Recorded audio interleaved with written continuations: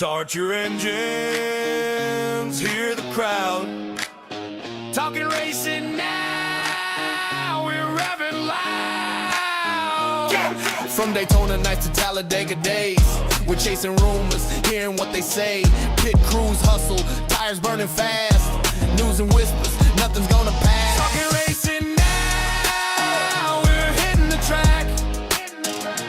NASCAR stories, no looking back. Engines roar and the fans all cheer. Every lap we're bringing the latest here. From rookie rides to legends known, victory lanes and dynasties grown. We'll spin the tales where speed's alive. Every week the racing vibes survive. Now we're hitting the track. NASCAR stories, no looking back. Engines roar and the fans all cheer. Every lap we're bringing the latest here. Green flags flying, hear the sound. Talking racing now, the best show around.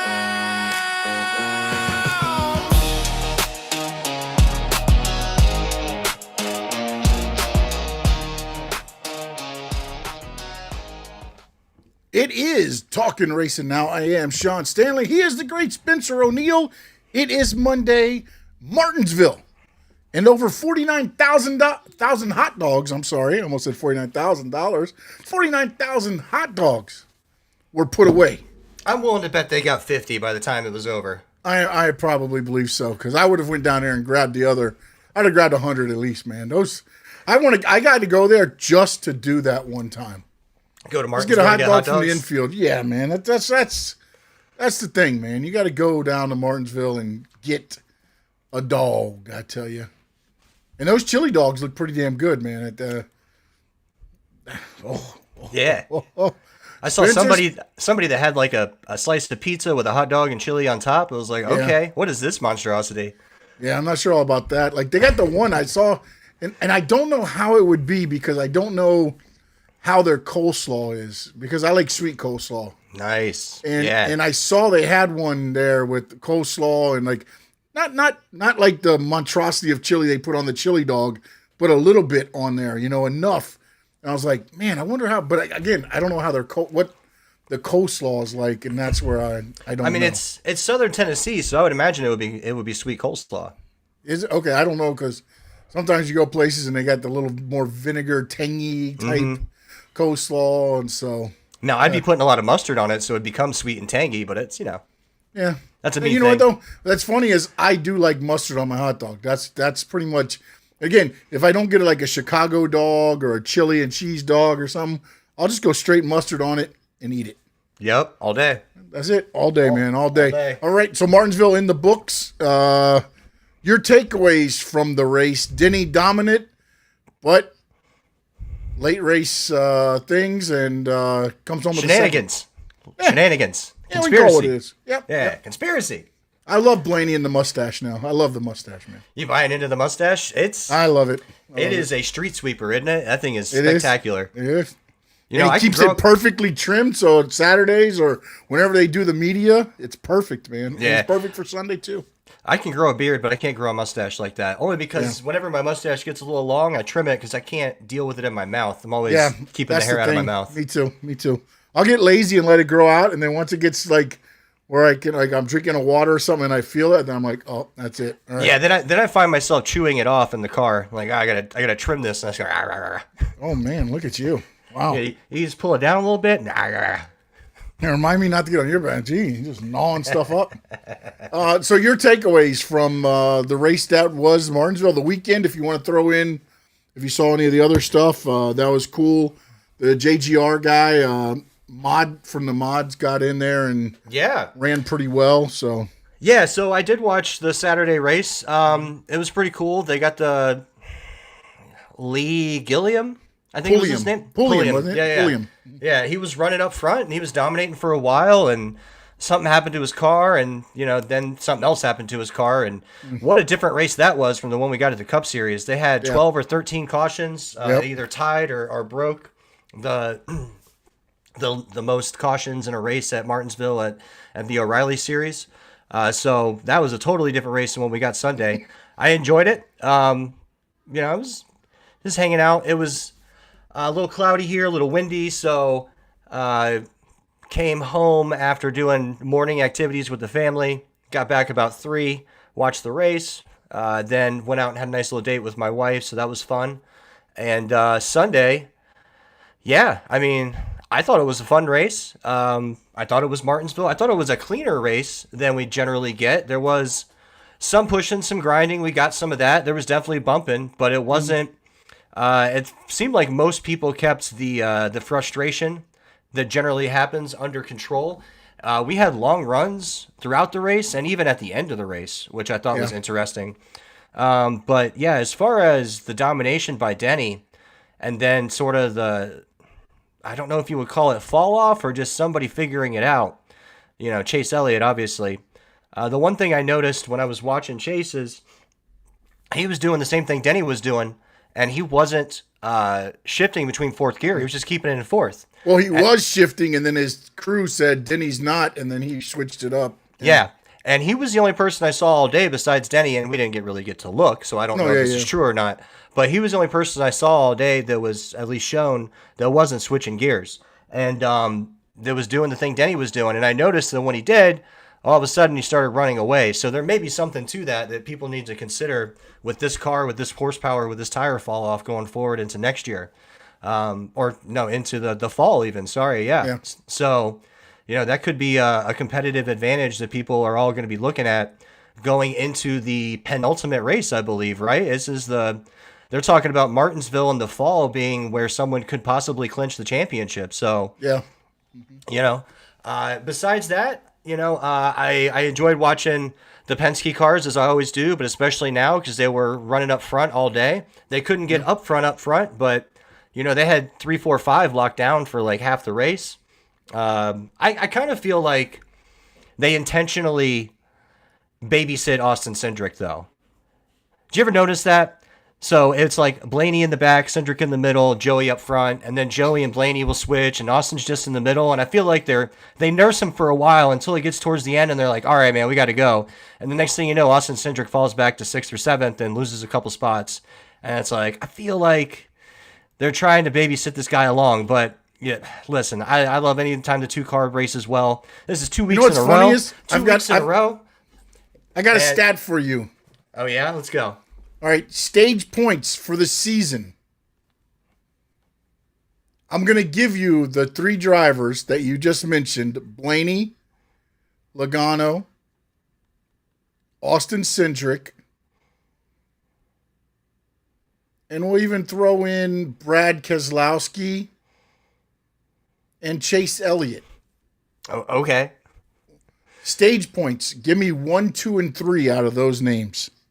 Stage points? Yep, for the season.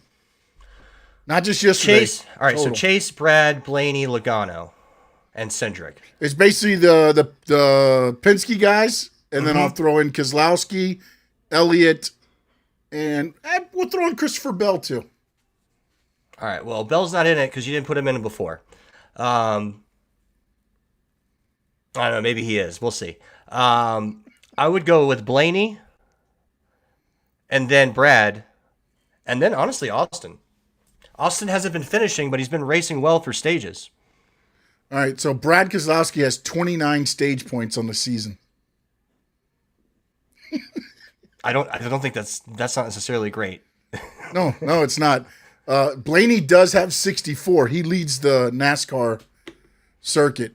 Okay. Bubba Wallace is second with 60, but I didn't put his name in there.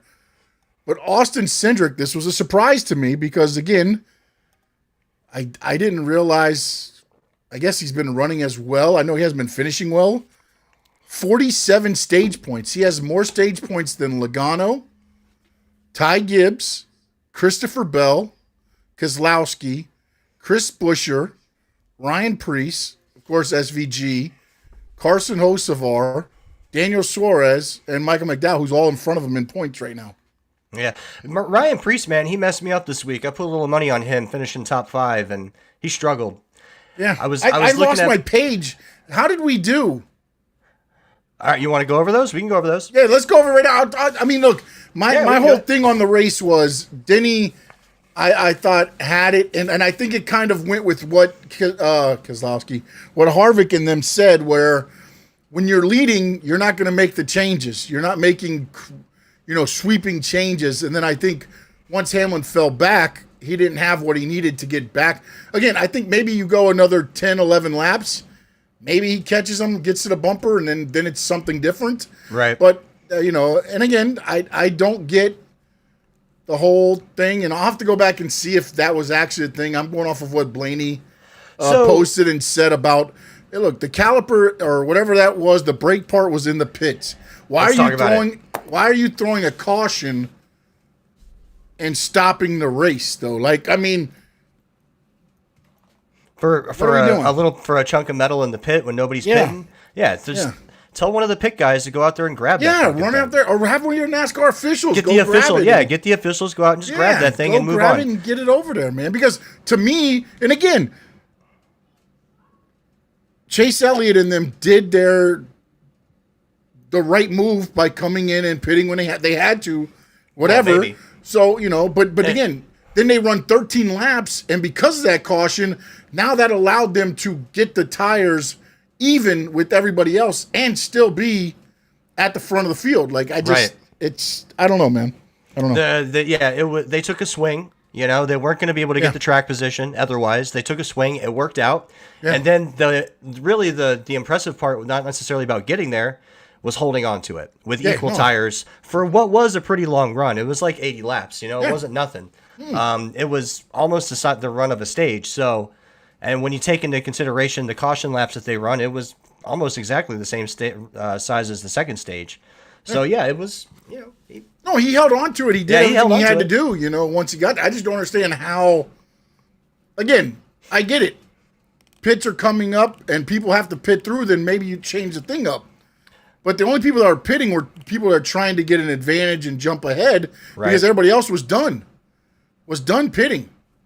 Well, yeah, because you can run 100 laps there on your equipment, right? Mm-hmm. Like, that's totally doable. So it seemed like everybody was going to split it in half, and then we kept getting people coming earlier and earlier. And I think Chase Elliott was the first one to come in. Yeah, he was 13 laps behind ahead of I don't know which way you want to look at it. He had 13 more laps on his tires at the point where then all of a sudden the caution comes out, and now everybody's coming back in. Right. And it evens them up on tires. And then Chase Elliott drove away and got ahead. And again, I think it had a lot to do with them having to swing so wildly to keep up with the track, whereas Denny was up front all day, clean air, except when he got into the thing. To where they clean air for a while, yeah. Yeah, they didn't have to do all those things. So then when he got there, his car, you start seeing it get a little bit off and things like that. But, I mean, kudos. Look, Chase Elliott, but again, I have to ask, why are you throwing a caution if it's in the pits? If it's on the track, okay, I get it. It's a short track. You don't want to have any fly up and hit something or damage it. Okay. Cut tires. But in the pits, I just don't get what we're doing when, again, you've already had all these stage stoppages. And I think other than that, there was only 3 or 4 cautions total on the day for spins and things like that. This would have been a completely different race one way or the other, because if you're having to pit under green, you've got to have precise pits or else you're down 2 laps. And we saw it happen a couple times on a couple teams. So I felt like it just was one of those things to where, again, you gave some teams a cop-out on this one. But Chase Elliott drove it. He held on to it. He won the race. I mean, there's nothing else you can say there, but the fact that I thought, after hearing Blaney say it, I was kind of like, oh, I didn't even know it was in the pits. I didn't realize it was in the pits. I just thought, okay, they're throwing a caution because, again, that guy was blowing up areas of the track and things like that too. So I just assumed something came off on the track.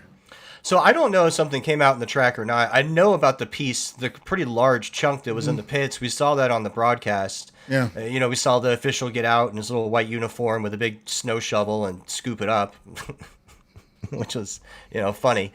But, I mean, I'm pretty sure a rotor is bigger than that, so there's got to be other pieces somewhere. Yeah, maybe that's the part that we didn't see or whatever. Yeah, maybe, so, I don't know. But again, he got the lead, he held on to it. It could have all been on pit. That may have been the only piece we saw. He might have shoveled up 4 other pieces on pit road, we don't know. Yeah, but man, there's just... And we'll get into the other part. Let's get into our... there is no race this weekend during Easter weekend. The Cups Easter guys are off. There is Xfinity and trucks. They're in Richmond. Is there Xfinity? Is there Xfinity? I knew. Yeah, they're going to the Rock. I knew the trucks. Yeah, they're at the Rock. Xfinity was going. Both of them are racing Friday and Saturday, or doubleheader Saturday. I can't remember what it is, but both races are before, of course, Easter. Usually NASCAR is off on Easter. It's like the only week off that the Cup drivers get, essentially. It used to be Easter and Mother's Day. Now I don't even think they're off Mother's Day anymore. Oh, no. We got a race on Mother's Day. What are we talking about? Yeah. NASCAR for moms, too, That's it.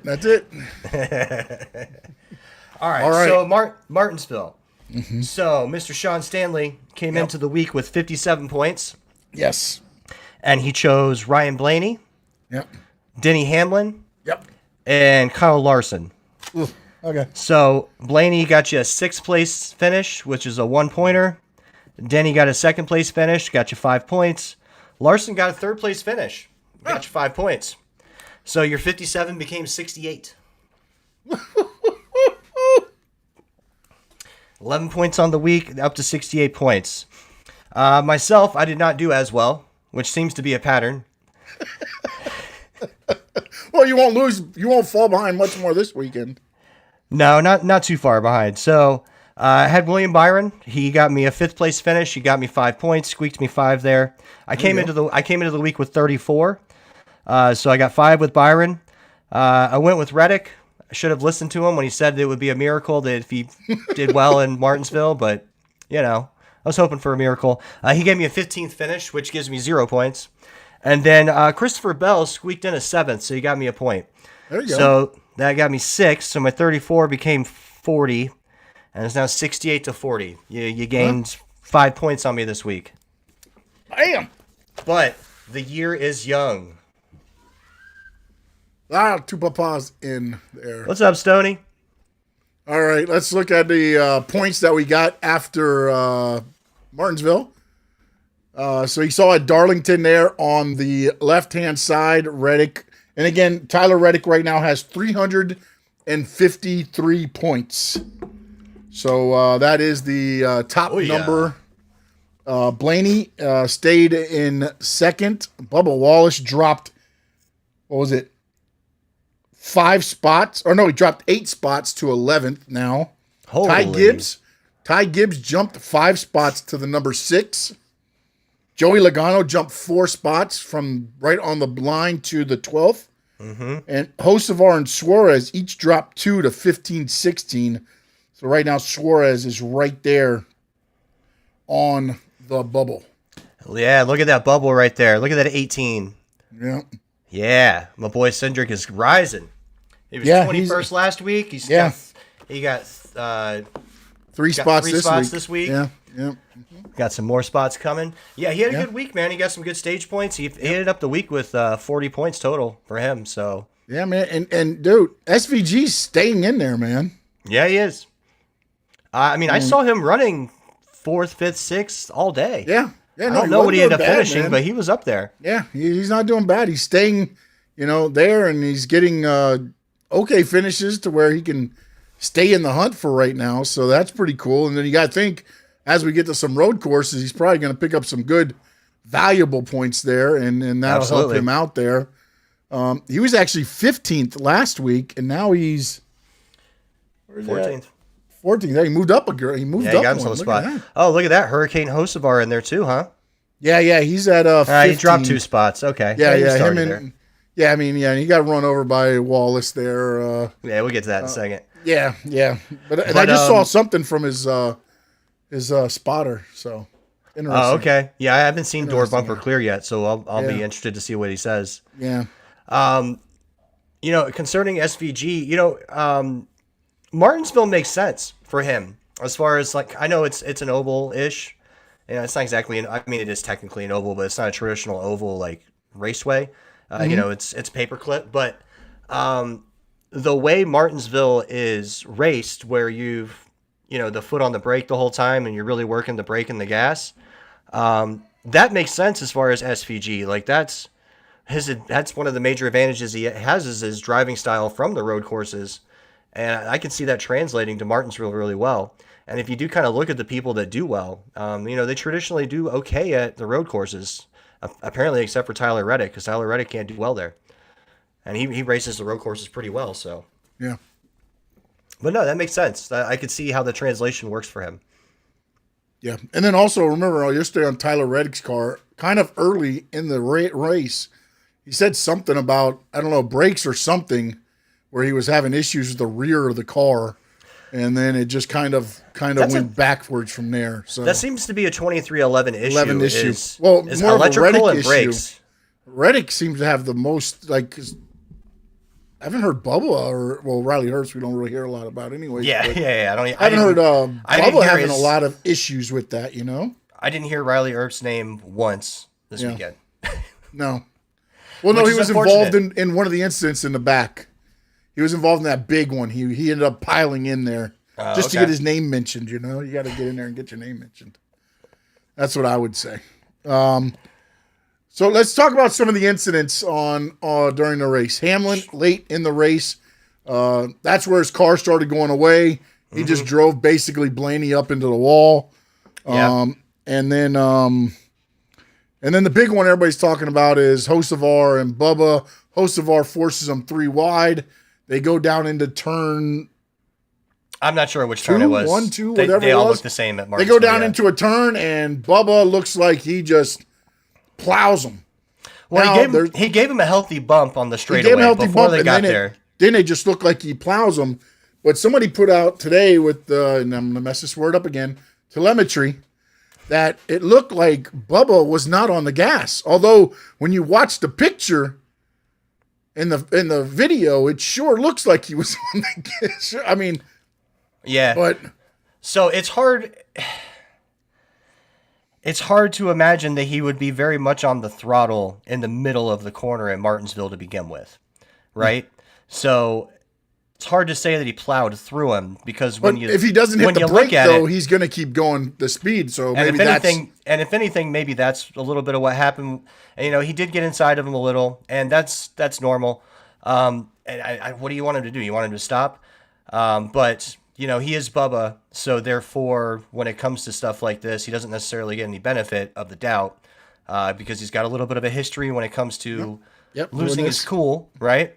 The two guys that have history of it is the 2 guys involved in this, by the way. Right. Which, hey, I'm here for it. So, keep going. And so I will say this. It was from Freddie Kraft here Okay. on the Bubba Hocevar incident. Yeah, what's Freddie say? Hocevar did nothing wrong. He took us turn 1, passed us clean. I think it was just a lapse in judgment for a moment. We need to do better. We need to be better. And if we're going to contend for top 10 in points, top 5 in points, we need to clean that shit up. And hopefully moving forward, we will. We had a conversation last night about it, and we'll go from there. Everyone is saying you're going to make excuses for him. There's no excuse. It's inexcusable. It's a mistake, and it can't happen. The one thing I'll say about the Bubba incident is it was real for him, and he caused the issue, so it's not necessarily it's unfortunate, but the angle that he took that hit on was really unfortunate because he was not going very fast. He knocked the wheel out just because it hit it square on. He was going like 25 miles an hour. Yeah. I mean, these cars are meant to take hits. Like that's, there's a lot of things that go on with the car, but one of the things is they're supposed to be pretty durable. But I don't know what that spot is, but they hit it square on. We do see toe legs break a lot, so maybe there's something to that. But yeah, once he got hit, I was like, oh, he's over? And he's just immediately like, no, we're done. It's over. I mean, this thing is done. It's out. And he knew immediately. So, That was super unfortunate for him. I mean, it's not unfortunate because of the fact that he kind of caused it, but Yeah.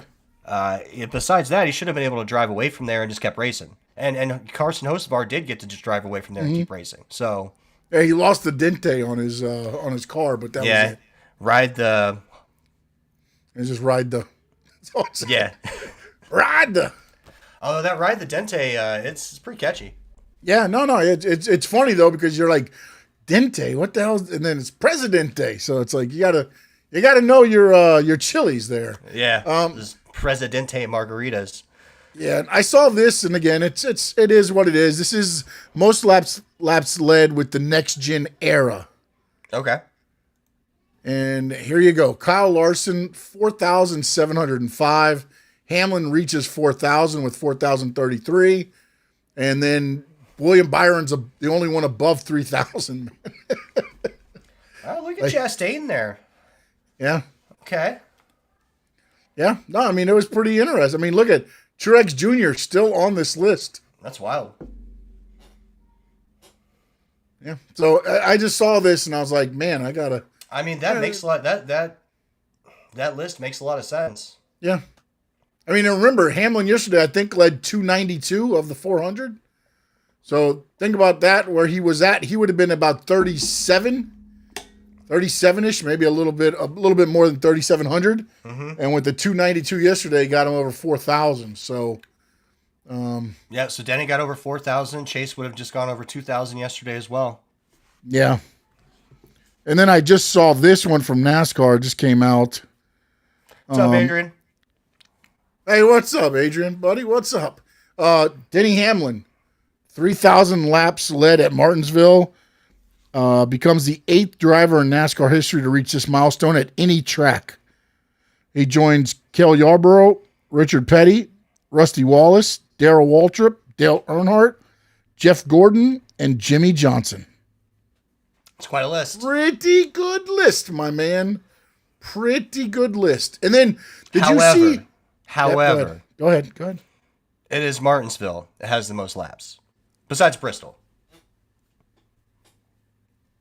Still got to lead them, buddy. Still Because got. I'm pretty sure that Rusty's is at Bristol, so I really shouldn't say much. But anyways. Oh no, he's got 2 tracks. Rusty's got 2 tracks. Oh yeah, 3 tracks. I'm sorry. Rusty Wallace has 3 tracks where he has 3,000 plus. Richard Petty has 4. Yarborough has 5. Waltrip has 2. Earnhardt, Gordon, Johnson, and now Hamlin each have 1. Heyo. So there you go. I don't care. 2 car. And then the other thing I wanted to ask you about, they had an interview yesterday with Hamlin, Jordan, and Reddick. It was on CBS. I don't know if you saw this or not. I think it was CBS, the morning show maybe. They asked him how the partnership came about. Did you hear how that happened? No. All right, so I guess somebody put out this, at the time, a lie saying that Hamlin and Jordan were joining forces in NASCAR. So Hamlin and Jordan had been friends. They, this and that. So Hamlin sends it to Jordan and says, "Look at what they're making up." And Jordan responded, "If you want to not make it a lie, I'm listening." And that's what started the ball rolling to 23-11. So you're saying we need to start race teams? Yeah, I guess By just that's sending what you out gotta do, random yeah. tweets that say, Yeah.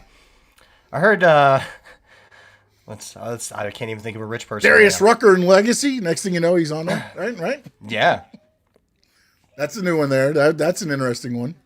I hear Mike Zuckerberg's really into NASCAR and he wants to start a team. Oh, yeah. And he wants to start a small team that, ground up. FBR, Facebook Racing. He's looking for podcast.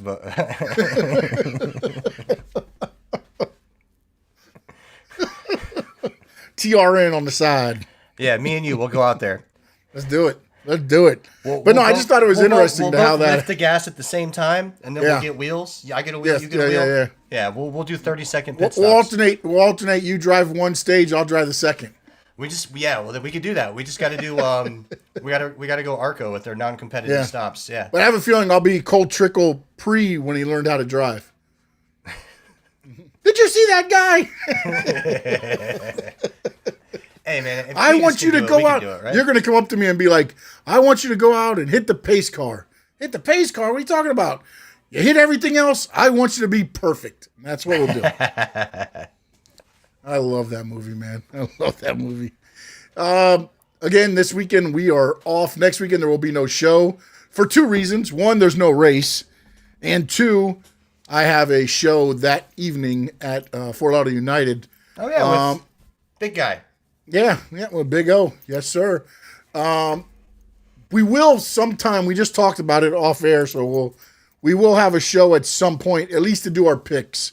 So make sure you follow us, subscribe, hit that notifications.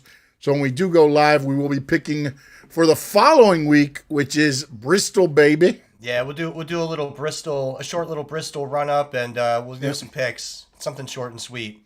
Maybe a little later in the week. Yes, sir. It's Bristol, baby. Bristol, baby. I got to take a chug for that one.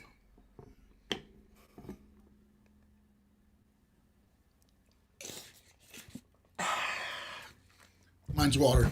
Mine's water. Water. All right. What else is there to talk about?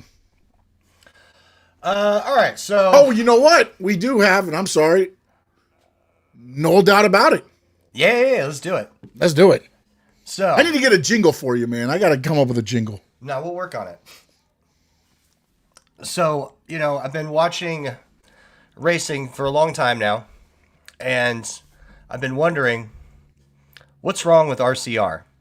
For those that don't know, RCR is Richard Childress Racing. Richard Childress Racing is one of the traditional race teams in NASCAR. Richard Childress used to race. I believe it started in either 1969 or 1959. He started his race team.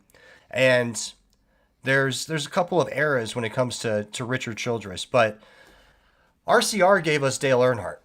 RCR gave us 6 championships. Now, all those championships happened to be with Dale Earnhardt. 1986, 1987, 1990, 1991, 93, and 94. So, you've got one of the most dominant race car drivers ever and one of the most dominant teams ever. And then, after they lose their generational driver, what happens? It just never really picks up. But the problem is, it's not that it didn't pick up, it's progressively gotten worse. So I asked the question, is there something wrong with Richard Childress Racing? And the answer is there's no doubt about it. There's absolutely something wrong with Richard Childress Racing. So what's changed about NASCAR since 2001? And with Richard Childress, besides the fact that they lost their generational driver, Richard Childress has a number of issues. First, NASCAR used to be about, not necessarily all about equal cars, right? Like it used to be, you could have a dominant car. And also it was mostly run by incredible pit crews and incredible drivers. Drivers could outrun their own cars, and pit crews could make up for lots of mistakes. And that's what they had. But those days are gone. The pit crews, if you look at them, they don't rank among the best anymore. In fact, they rank sort of in the middle. And the major problem they have is talent retention.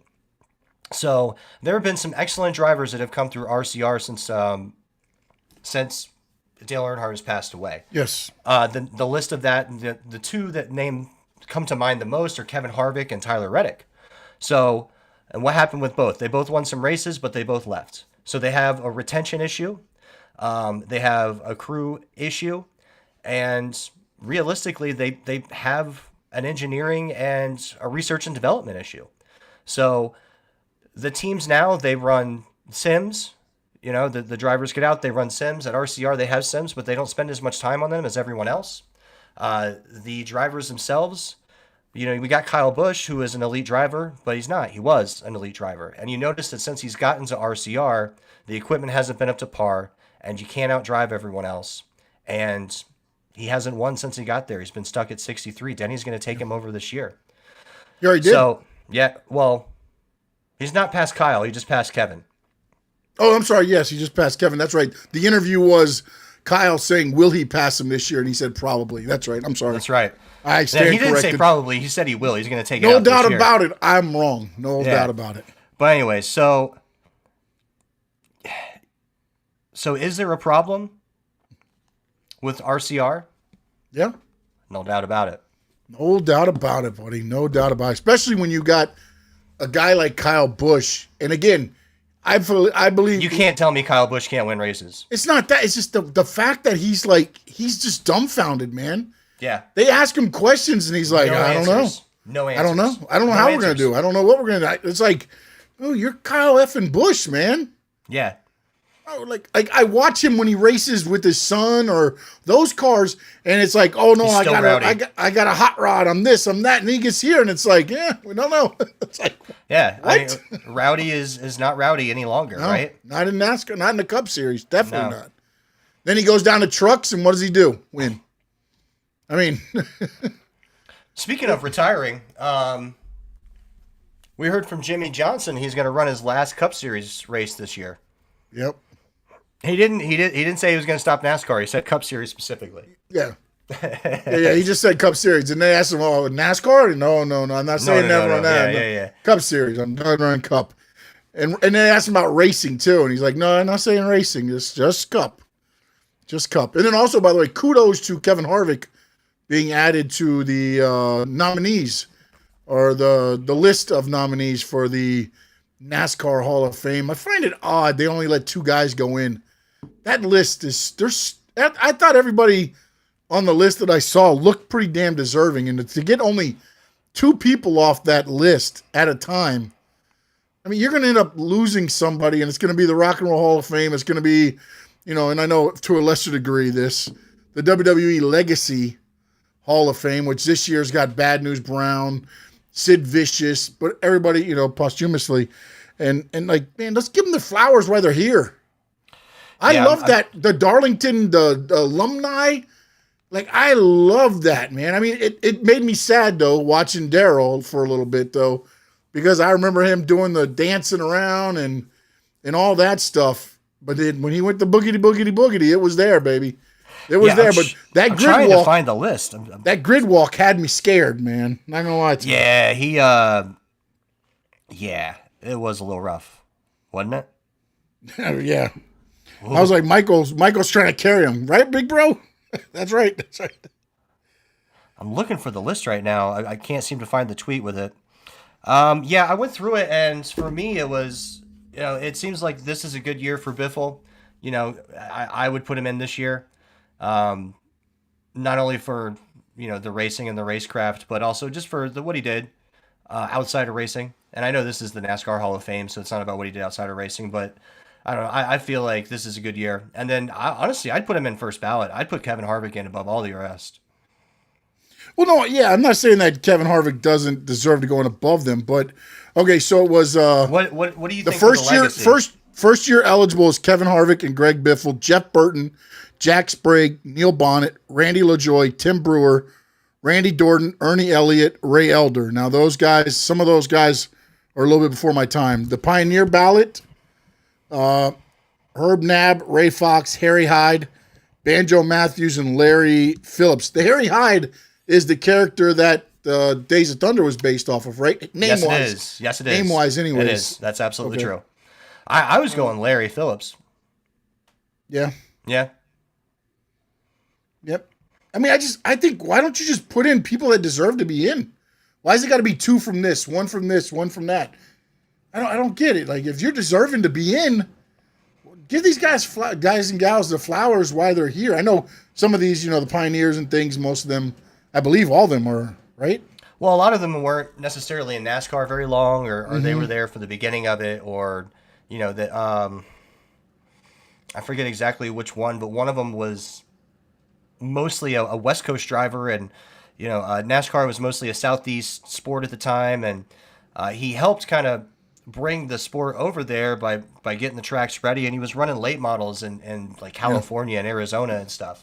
I forget exactly who that is, but he's up, and he could be, and that would be deserving, even though it's not necessarily NASCAR. Although the one thing I thought is, I guess he's NASCAR affiliated, like loosely, but it kind of seems like NASCAR is trying to do a racing Hall of Fame. That's what they need to do. I agree But with there Earnhart. is a racing Hall of Fame. It's No, in I know, Daytona. but It's at the racetrack. I agree with that, but like there was a thing on Earnhardt upload or download Mm-hmm. the other day. There was a big debate on this because Junior was saying Allgaier, Justin Allgaier, if he keeps going the way he's going, he's going to be in the Hall of Fame. And the other guy's like, he doesn't belong in the Hall of Fame because he didn't drive Cup. Right. Well, I'm good. And they're like, it's not the Cup Series Hall of Fame; it's the NASCAR Hall of Fame. Well, yeah, and I'm good with people that are not necessarily Cup drivers getting in the Hall of Fame if they deserve it. I'm good with that. Yeah. It is a NASCAR Hall of Fame. It's not a racing Hall of Fame. Yeah. So if you're not necessarily mostly NASCAR, and if you're NASCAR, it's like NASCAR itself career doesn't necessarily own up to it. I'm not sure why we would put you in the NASCAR specific Hall of Fame.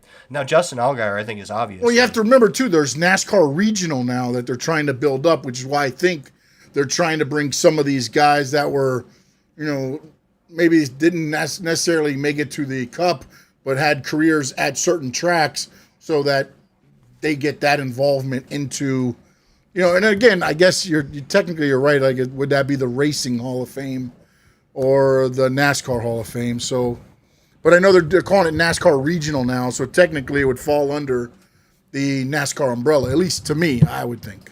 Yeah. But, who am I? I'm just a peasant in this world. Yeah, I am not someone. I don't get a vote. Not yet. No. Maybe but we'll to get me, one. look, this is the Let's thing. keep doing this. Maybe we'll get one.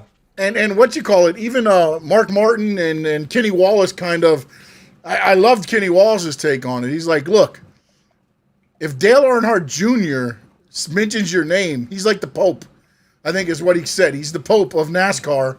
Whereas if he mentions your name, you're probably going to be moved up a little bit on certain lists or things like that. Yeah, and then Mark Martin, kind of quipped in and was like, Junior's earned it. He's earned that right. Junior's our historian. Yeah. And dude, those shows have been around a lot longer than I realized. What ones? The Dale Jr. download, that thing's been around for 13, 14 years. Yeah, almost as soon as he stopped It's racing, almost as old as the Joe Rogan experience. It's crazy.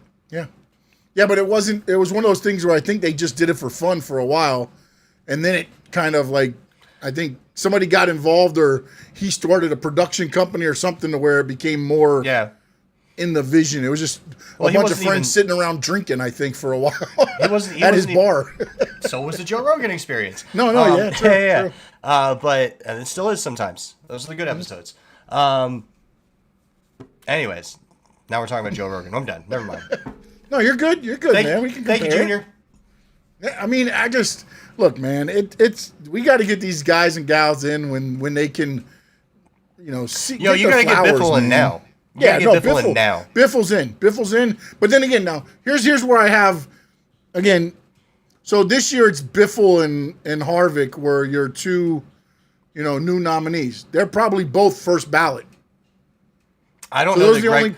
Can I say I don't know that Greg Biffle's a first ballot if it's not posthumous, but you got to get him in now. Oh no, I mean this year you got to strike while the iron's hot. Like this is the time. And then as you said as well, it's not just it's what he did off of the racetrack as well, and some of the other stuff. So I got to believe. So now you're going to have Neil Bonnet waiting again, Jeff Burton waiting again. Ernie Elliott, Tim Brewer, Ray Elder, all those guys. Is Jeff Burton a Hall of Fame driver?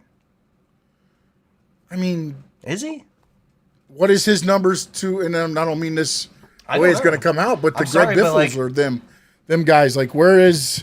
Yeah, that's fair. That's fair. I think Jeff Burton has a better career than Greg Biffle does. I'll give you that.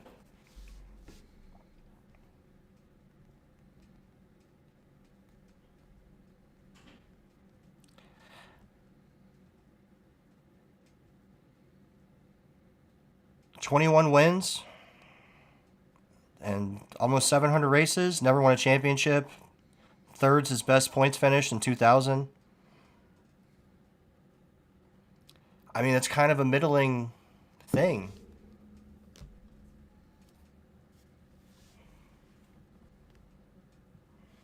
I don't know. Yeah, no, yeah. But I also think when he raced, it was a lot different. Well, yeah, he had to deal with Dale Earnhardt and Ross. Well, it was Wallace also and what you Mark said before. Martin It was Terry cars Labonte cars that were better than other cars, or Yeah. crews that were better than other crews, were out racing everybody else, and absolutely. that's the era he was in. So I mean, if you're fourth or fifth in that era, I mean, you got to think it's what Earnhardt, Gordon, Johnson, however you want to put those three. Oh, Johnson first. Yeah, no, I'm just saying, but I mean, however you want to do it, there's that's top three. So everybody else is below that. I mean, Mark Martin, Jeff Burton. I mean, the list goes on after that. Honestly, Yeah. I mean, this guy. It's like Well, I mean, there's Terry Labonte and there's Bobby what is it? Labonte and It's the Utah Jazz with the Chicago Bulls, right? Karl Malone and John Stockton never won a championship. Why? Because they couldn't get there. I mean that they're not. Just sometimes you're just not up there to that link there. But yeah, man, I hope since we're not going to be on next week, I hope everybody this weekend has a good Easter and a safe Easter from us here at Talking Racing Now. Spencer, let them know where they can reach you, sir. yeah, you can find me on X at NoldOut87. You can find me here at Talking Racing Now, and you can find me on them YouTube streets talking other stuff. You catch me here every Monday with Spencer, every Tuesday or Wednesday, depending on my schedule, with Frankie Fresco talking the Squared Circle on the Squared Circle Digest, and every Friday at South Florida Sports with my man Rainy Day Pod with Adrian and the Rainy Day Pod. We talk South Florida Sports Unfiltered. That's Fridays at 7. Don't forget to go to Stanley Media House Network. Hit the subscribe, hit the notification. We'll let you know when we go live talking racing, wrestling, and South Florida sports. And, of course, follow me at SS_Sports Talk on X and Stanley Media House everywhere else. And the man wearing the 2 hat. Let them know what it's about. So first off, Oh, we got more. Go ahead. real quick, if you're on X, go over to the YouTube channel. Go over to Sean's YouTube channel, Stanley Media House. Give him a like, give him a subscribe. Let's get that thing growing a little bit. We love you on X, but we want to see you on YouTube too. And we're talking racing now. Talking racing now, the best show around.